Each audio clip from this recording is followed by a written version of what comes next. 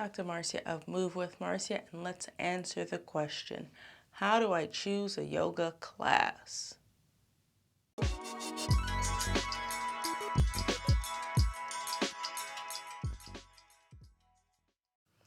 let's get to it. Starting from the very beginning, what's yoga anyway, right? So when we're here in the West, usually we say yoga, and what we really mean is asana, the physical practice of yoga. Yoga really has many limbs to it, which include breathing practices, pranayama, meditation, ahimsa, just not being not being an asshole. So yoga is a lot of things about unity, mind, body, and soul, yourself and your higher self, whatever, what have you. So that comes from India thousands of years ago.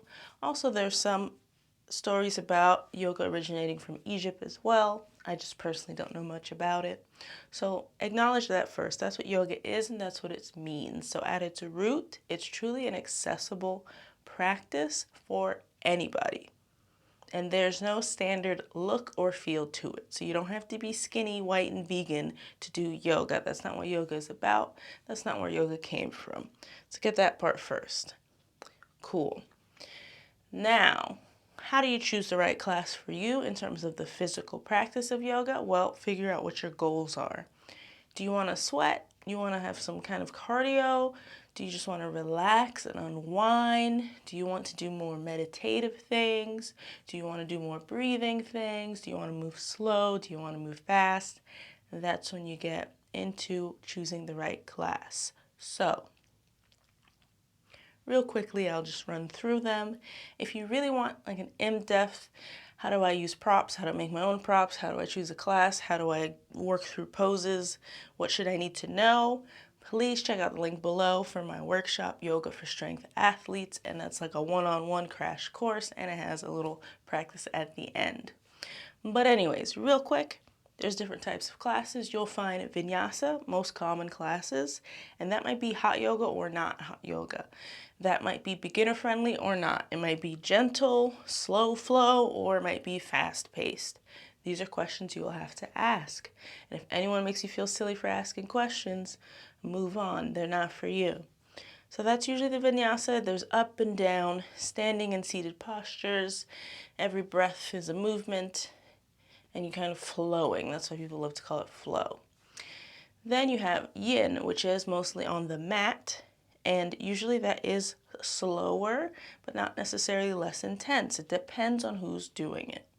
So really, it just means that you're holding poses for longer, and it's still very active. It's not the same as a restorative class where you're using props to make sure you're not contracting any muscles at all and relaxing and holding a pose. So you might want to ask questions because people use those terms interchangeably sometimes, and they say restorative yin, or they say candlelight yin, or sound bowl, or whatever, and really they mean just restorative. So ask questions. Is this passive class? Is this relaxing?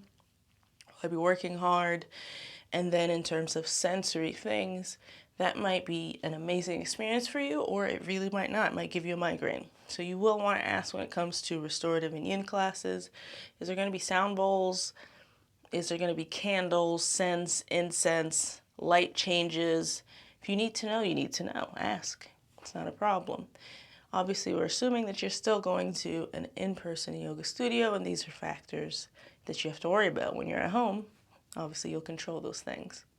So you also have Iyengar yoga, which is pretty cool because they use a whole different set of props. They have their own props that they've made besides the yoga block and the bolsters. There's different shaped things. There's wooden things. There's chairs.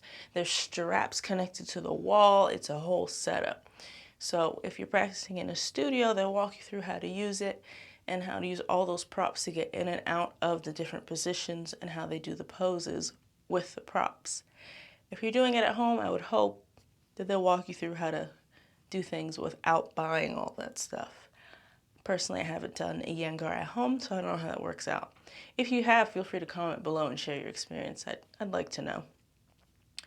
So you also have Kundalini yoga, and that one is more of a seated breathing practice, meditative practice, kind of looking inward, spending time with yourself. Well, technically all of the yoga practice, you should be looking inward and spending time on yourself. So I take that back. So hopefully that makes sense. Those are the different types usually you'll see. And keep in mind, like I said, yoga is a lot of things. So just you focusing on yourself and meditating and maybe journaling every day, that could be yoga. Just you working on your breathing. Maybe you do a couple of bear breaths, bunny breaths, whatever. Because when you go hiking, you're always out of breath. Or when you do squats, you can't seem to get your brace and your breathing timing right. That's yoga. So keep that in mind. And you don't have to do full classes if that doesn't work for you. You don't have to do an hour and a half, an hour, 30 minutes even. You can do 3 poses, and that's yoga. You can do just one pose as a warm-up before a different workout, and that's yoga.